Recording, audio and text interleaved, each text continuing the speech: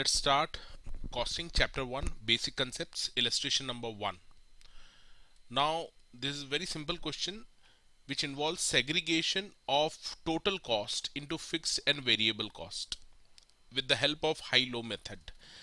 In this question there are two periods which are given. First period having the highest sale, that is 1,40,000, and the total cost of this period is 72,000. Period 2 at the lowest volume, इसकी sales है 80,000 rupees की और total cost है 60,000 rupees.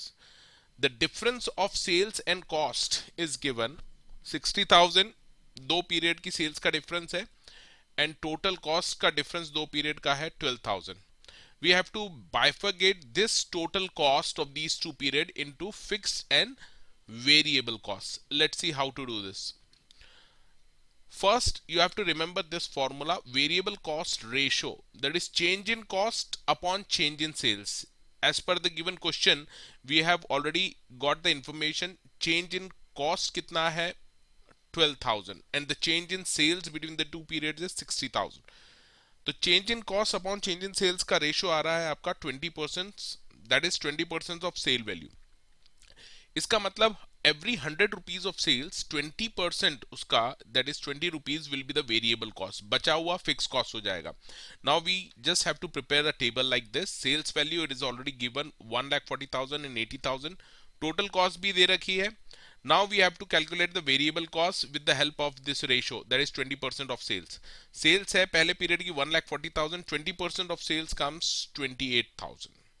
इसका मतलब total cost है 72,000. 72,000 में से 28,000 हो गया आपका वेरिएबल कॉस्ट और 72 में से 28,000 लेस कर दो वेरिएबल कॉस्ट तो आपका आ जाएगा फिक्स कॉस्ट 44,000. सिमिलरली पीरियड 2 के लिए 80,000 सेल्स है और टोटल कॉस्ट 60,000. तो variable cost 20% of the sales, 80,000 का 20% आता है 16,000. ये 16,000 वेरिएबल कॉस्ट है इस पीरियड की, 60,000 टोटल कॉस्ट है. टोटल कॉस्ट में से वेरिएबल कॉस्ट लेस कर दीजिए, you will get the fix cost. Remember how to cross check. Fix cost दोनों पीरियड की सेम आनी चाहिए almost. This is how you have to solve this question.